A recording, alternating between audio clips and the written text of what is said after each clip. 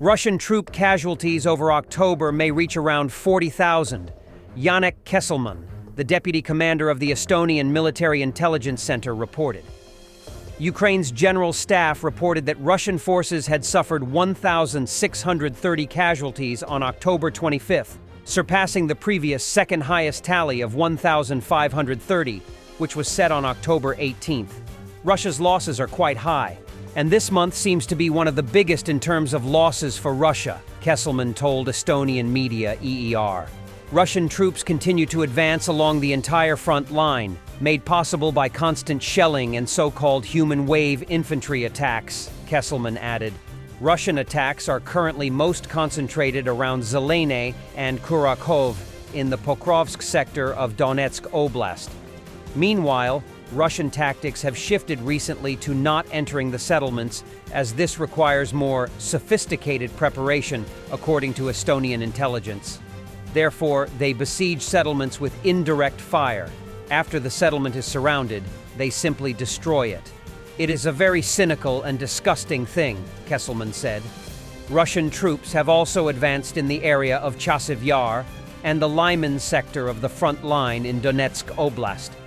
In Russia's Kursk Oblast, there were no significant changes in the territories controlled by Ukrainian troops over the past week, Estonian intelligence said. North Korea has sent nearly 12,000 troops to Russia, including 500 officers and 3 generals, Ukraine's military intelligence said. The first soldiers to participate alongside Russian forces in the war against Ukraine have been reportedly sent to Kursk Oblast, where Ukraine began a cross-border incursion in August and still holds significant swaths of territory. The first North Korean soldiers are to be deployed to the combat zone today, according to Kyiv. More from Kursk. Imagine being Russian, being told you're winning, and seeing images of this happening to your army inside of your country.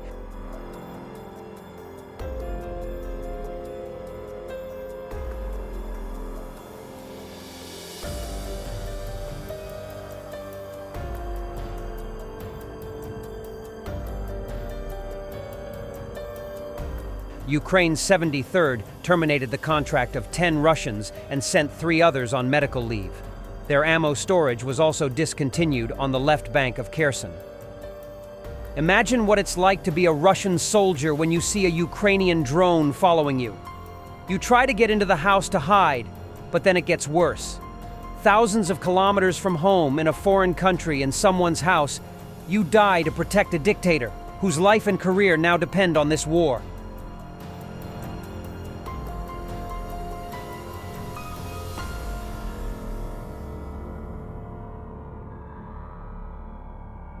German Rheinmetall has already built one and is adding another 3 factories in Ukraine. Rheinmetall is building 4 weapons manufacturing plants in Ukraine, says CEO Armin Paperger. The first plant is already operational, with the first batch of Lynx IFVs expected by year-end. Facilities for powder and ammunition production are under construction, with a final plant planned for air defense systems. Rheinmetall to build 4 weapon manufacturing plants in Ukraine, with one already operational, according to Rheinmetall's director, Armin Paperger. We have many good plans. The first plant is already operational. The Ukrainian defense industry is our partner. Currently, we have a production facility and a maintenance facility.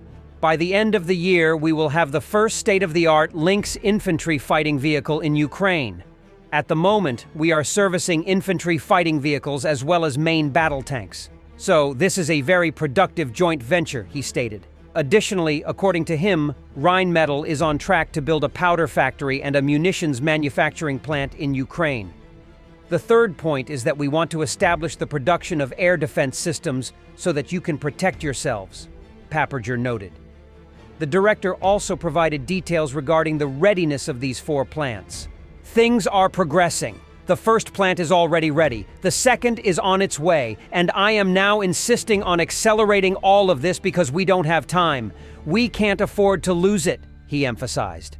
Back in March 2024, it was reported that the German defense concern Rheinmetall plans to build at least 4 weapon manufacturing plants in Ukraine. Specifically, Rheinmetall has received an order to construct a munitions manufacturing plant in Ukraine. Furthermore, Ukrainian defense industry JSC and Rheinmetall have opened the first workshop for the repair and production of armored vehicles in Ukraine. In May, it was also revealed that Rheinmetall will establish a joint air defense manufacturing facility in Ukraine. Soldiers of the Unmanned Systems Battalion of the 100th Mechanized Brigade destroyed two S7 Pion 203mm self-propelled guns. The brigade's press service reported about this on its Facebook page. It is reported that the enemy's self-propelled guns were destroyed on the march near temporarily occupied Horlivka, 25 kilometers from the front line. Soldiers of the Lyut Brigade of the National Police of Ukraine, who were adjusting the strike, spotted the Russian artillery systems. A Nemesis bomber drone destroyed the target. Ammunition dropped on the enemy's self-propelled artillery systems caused a fire that subsequently destroyed both vehicles.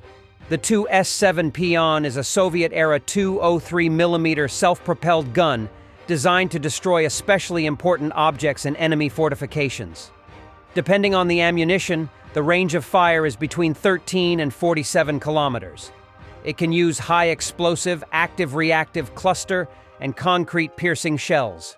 203mm high-explosive fragmentation shells weigh 110 kilograms and are equipped with about 18 kilograms of explosives. In mid-October 2024, Ukrainian Marines destroyed a Russian 2S7 Pion 203mm self-propelled artillery system in the Kherson region.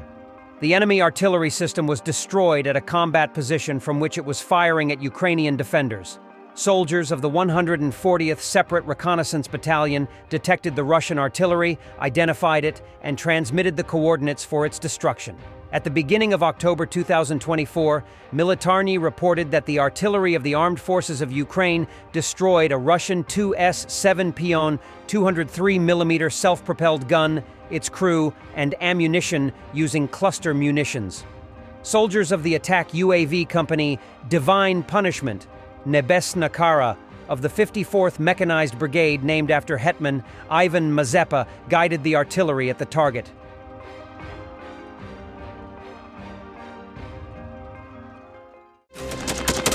Thanks for watching, and don't forget to subscribe. Also, if you want to support Warthog Defense, please become our member and get early access to new videos, exclusive members-only videos, and become administrator in comment section. The membership link is in the description. Rescues every day. We had a guy last week, it's 6 rescues in 6 days. You know, he's doing the job every day.